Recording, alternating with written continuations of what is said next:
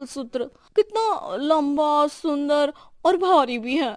अरे हाँ हाँ, तुम दोनों को ही दूंगी बहू, चिंता ना करो। चलो अब खाना लगाओ, खाना खाया जाए। सभी मिलकर खाना खाते हैं कि पड़ोसन आ जाती है। अरे सुधा बहन, थोड़ी चीनी तो देना, घर में शक्कर नहीं है और मेहमान सर पर बैठे हैं। अरे छोटी बहू, चाची को शक्कर तो दे दो। अरे मछली दीदी, आप दे दीजिए ना, मैं यहाँ कम आती हूँ तो मुझे पता ही नहीं है कि सासू माँ सारी चीजें कहाँ रखती है। और तुम, मैं कौन सा यहाँ रोज शक्कर फाँकने के लिए आती हूँ, मुझे भी नहीं है पता। तभी बड़ी बहू हाथ में चीनी की कटोरी लेकर आती है। चाची, शक्कर आप लोगों का बड़ा सहारा है माँ जी और पिताजी को, वरना हम लोग तो यहाँ रहते ही नहीं। आप जैसे पड़ोसी हैं तो हम निश्चिंत है। और जीती रहे बहू, अब तो ये घर पड़ोस कम परिवार ज्यादा लगता है। सुधा अपनी बड़ी बहू को देखकर बहुत खुश रहा करती थी। वो उससे अक्सर घंटों बात भी किया करती, लेकिन दोनों दूसरी बहुओं का भी वो समझती थी कि शायद छोटी है, वक्त आने पर संभल जाएंगी। समय आ जाता है जब सभी को वापस जाना होता है।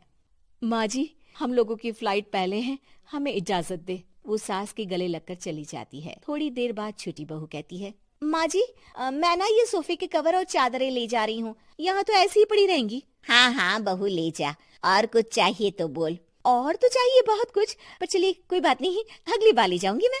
ऐसे ही मंजली बहू भी घर का बहुत सारा सामान ले जाती है। सभी के जाने के बाद सुधा राकेश से कहती है, घर कितना सूना लग रहा है ना। हाँ, और खाली भी। तुम्हारी दोनों बहुएं सब बटोर गई। अरे ठीक है ना, हम दोनों ही तो हैं, कितना सामान लगेगा, फिर उन लोगों की नई गृहस्थी, इतना मत सोचा करे। समय बीतता है। ऐसे ही हर साल त्योहारों में सुधा और राकेश के बच्चों की बहू आते और जाते वक्त ढेर सारा सामान पैक कर कर ले जाती। लेकिन कुछ ही सालों में सुधा का देहांत हो जाता है। पिताजी, आप यहाँ अकेले क्या करेंगे, हम लोगों के साथ चलिए। अरे नहीं नहीं बहू, इस घर में सुधा की यादें हैं, मैं उसे नहीं छोड़ सकता हूँ। अब तुम लोगों की माँ नहीं रही। देख लो, वैसे तो मैंने उसके जीते जी सब कुछ दे दिया है, लेकिन कुछ उसका पर्सनल कीमती सामान था जो ये है, ले लो। सामान में होती है एक घड़ी और एक मंगलसूत्र। माँ जी ने कहा था कि वो ये घड़ी मुझे देंगी। हाँ हाँ पिताजी, माँ ने सबके सामने ये घड़ी सरिता को देने के लिए कहा था। उठा लो सरिता माँ की घड़ी। अब क्या था, छोटी बहू फट से घड़ी उठा लेती है। और पिताजी, ये मंगलसूत्र तो माँ ने मुझे ही देने को कहा था, याद है ना। वो सभी की ओर इशारा करती है। तू भी ले ले ये हार बेटा, कोई बात नहीं। मंजली फटाक से हार उठा लेती है। ससुर बड़ी बहू की तरफ देखते हैं। तुझे क्या दूं बेटा? पिताजी, माँ ने एक चीज मेरे लिए भी रखी है। सभी के कान खड़े हो जाते हैं कि आखिर सास ने क्या रखा होगा बड़ी के लिए। अरे माँ जी तो दीदी से प्यार भी ज्यादा ही करती थी, हमेशा उनसे बात किया करती। जरूर कोई बड़ी और अपनी प्रिय चीज दी होगी दीदी को। और देख लेते हैं ना, वरना तो हम भी बराबर का बंटवारा करेंगे। हाँ हाँ, कर लेना बंटवारा। लेकिन बड़ी बहू बताओ तो, सुधा ने क्या रखा है तुम्हारे लिए?